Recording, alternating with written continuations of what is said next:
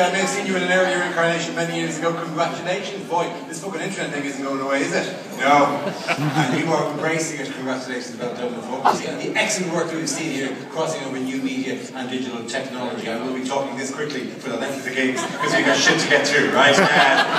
So if you're not understanding me now, the only advice I can give is listen quicker. That's literally the only thing you can do.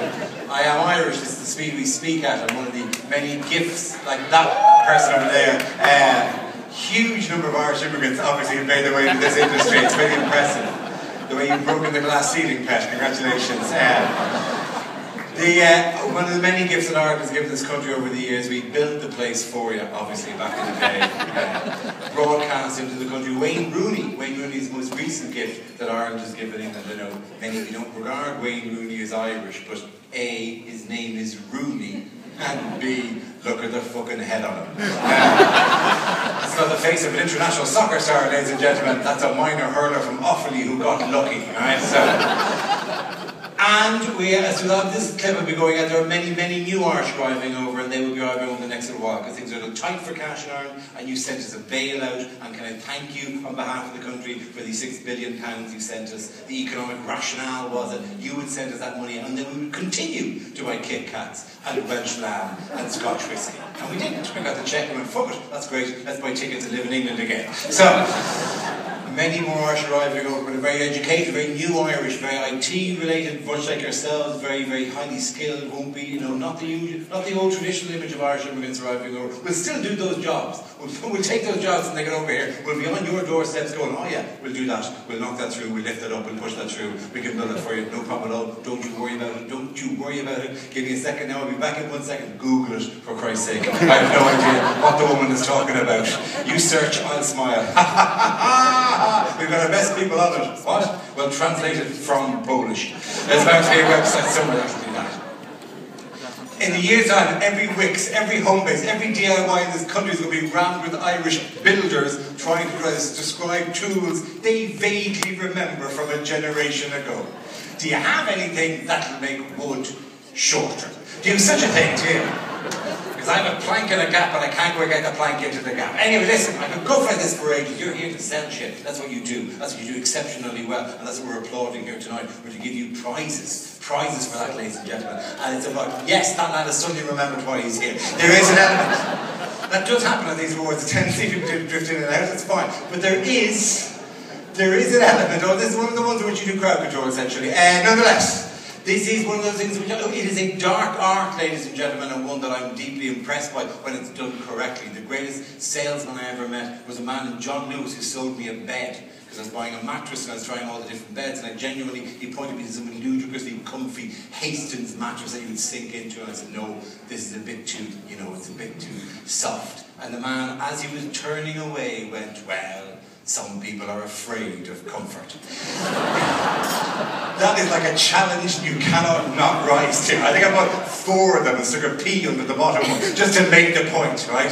The greatest marketing I've ever appreciated, and nothing against the work you've done, the greatest marketing was in the Edinburgh Festival. In Edinburgh Festival, people come up and they hand you flyers, right, for plays that they're in. And 2 lads came up to me from a play about the IRA, a play written by a man called Danny Morrison. Danny Morrison was for many years, and this is his genuine job title, and you who work in worlds of these will get how weird this job title was. Danny Morrison was for many years the public relations officer for the IRA. If you can imagine what that gig would actually entail on a day-to-day basis, just going into a safe house somewhere in Belfast and going, right lads, I've organised a photo shoot. Nothing major, just something bright and breezy just to get the name around again, because all I'm hearing in the streets is UVF, UVF, UVF, right? So, Danny wrote a play called The Wrong Man Who Was Performed, and I met the 2 lads in the play, and they handed me the flyer, the magical flyer, that you must come to the play. I said, lads, I'd love to go to the play. I must go to your play. What time is it on? I'll be at the play. Never went to the play, right? A week later, I'm in a different bar in a different part of Edinburgh, and the 2 lads come up to me and handed me another flyer. And without saying anything else, just went, you've been told twice, and then walked out. Because it was an IRA play. I feel like there are certain wings in the room which didn't get that, even though that is a piece of gold. So frankly, that's your fucking fault. Right? I did not arrive here yesterday, suggesting that that particular piece of material. I love it. I particularly love the way you market things differently to men or to women. When stuff is sold to men, we are patronised within an inch of our lives. The 5-blade razor, which is in itself a ridiculous construct, because on the name of Christ do blades 4 and 5 possibly contribute that blades 1, 2 and 3 didn't have pretty much fucking covered, right? The name of the 5-blade razor, and this is a bit of really just every boy word they could think of strung together in a line. It's called the Gillette Fusion Power Stealth. How deeply patronising is that? That men we go, oh my god, it's got fusion power and a stealth mode. Click, oh, where the fuck is it gone? It's disappeared. We'll never find it now. We'll have to listen for the dull hum of the reactor core. Tefal brought out a kettle a couple of years ago called the Tefal Stealth. Can you imagine a piece of home technology less in need of a stealth mode than a kettle? Nobody walks into the kitchen going, geez, I'm a bit parched like murder. Where did that come from? There it is, disappearing out into the garden under some fake papers. I can't believe it's done it to me again. That's how you sell stuff to men. How you sell to women is markedly different. There is a piece of technology which only women use. And in fact, I'll go further, that only women buy. And that is, of course, the pregnancy test. Only women buy the pregnancy test. Because at a moment as important as that, you ladies would not trust us not to make an arse of that particular purchase. No woman is pacing up and down in the house waiting for the husband to come back, grabbing the bag off and taking it out and going, diabetes, go back to boots. 100% bought by women. And the Clear Blue came up with a new pregnancy test a number of years ago. We've mastered the technology, so now it's just down to marketing, right? And they came up with a slogan for the pregnancy test, a product 100% bought by women. And this is genuinely the slogan they came up with. Clear Blue, the greatest piece of technology you will ever urinate on. No woman in the universe finds this an appealing marketing angle, right? To men, it's the holy grail. We have been ranking things we urinate on for many years now. Usually by height, but occasionally technologically, right? By the way, I say only women use the pregnancy test. We've all had a go on the pregnancy test. They sell them in 2s and 3s, and frankly, once the result is in, why let the others go to waste? Let's find out if I'm pregnant as well, ready?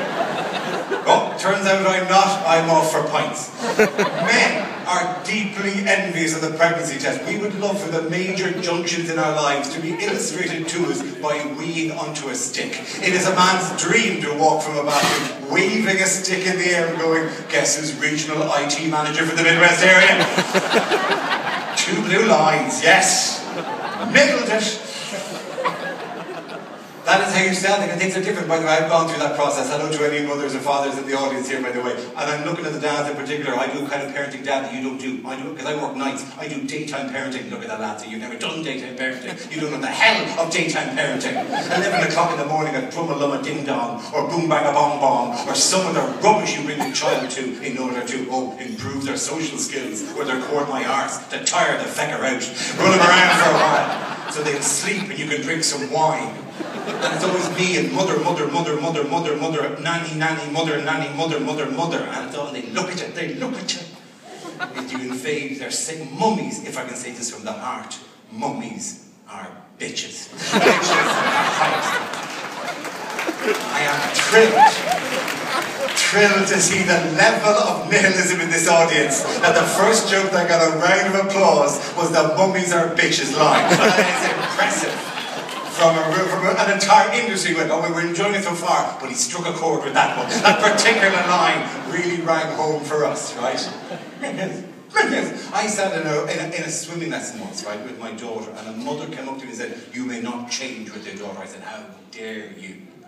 How dare you tell me if I can or cannot change the most natural, normal thing for a father and a daughter to change? How dare you make that inappropriate or wrong? How dare you imply that there's something icky or strange about that? How dare you? And the woman looked at me and said, it's the woman's changing room. Looked at her and said, who are you to impose these structures on a child's mind? Let her run free. Why don't you and the other mummies just go back to the showers and I'll just sit here and finish my cigar? I don't go to swimming lessons anymore, no. I go to soft play areas. That's a whole other story and we're running against time, right? I will say this though, of all the marketing that drive me up the wall, right, and I'm a nerd, by the way, right, I will say to anyone here who does the I'm guessing none of you are that, hello to that nerd, and it's the only programmer who does JavaScript you let into the room. You're just the people who book the nerds to do the work, aren't you? Yeah. You have an army of nerds somewhere in a cheaper event that you feed and drink every so often, right? While you all come out to the one in a tuxedo and the cocktail dresses. Yeah, I'm a nerd, right? I'm a nerd and things offend me on a nerdy level. Psychics and astrologers and and all this stuff offends me in a huge way. I'm already angry about it. Here's an ad, and if any of you have been involved in this ad, shame on you. Any other does this, I'm going to do it this way, because you're in the industry, I'm going to do it as dramatically and as ridiculously over the top as it deserves. There's the single most advertising that drives me up the wall. When will we ever win the war on bacteria? We're up to 99.9% now, apparently. Surely it's only one final push that we can eradicate that last 0.1% of bacteria, which is clogging up our kitchen work surfaces at the moment. And I mean the bad bacteria, because apparently there's been some sort of propaganda war where we've lured some bacteria over to our team.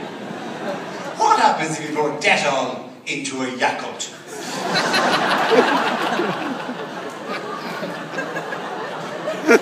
Is there a massive... No, I'm not waiting for the four of you who got that to applaud the genius. Is there a massive explosion of bad bacteria and then one good bacteria left at the bottom of the pot going, thank you very much for saving me, right? See, I love that joke. I always lose loads of people with that joke, but I don't care for a number of reasons. A, it's top quality nerdism to put antibiotic and probiotic together in the same joke. No one's ever thought of doing that, right? Secondly, there's a load of bewildered men's faces, particularly at this table, who haven't a damn clue what the hell I've just been talking about for the last 2 minutes, right? And I sit there going, what? Bleach into a yogurt? This man is an idiot. I don't know why the fuck we employed him in the first place, right? And thirdly, because I used to do that joke on tour, and after I'd done it on tour for a while, we got a phone call from Yakult. Yes, you do not want to get a call from the brand name that you were joking about on stage, right? And Yakult rang my agent and they said, we believe that Darwin is mentioning our product in his show. And my agent went, after a long pause, went, yes he is.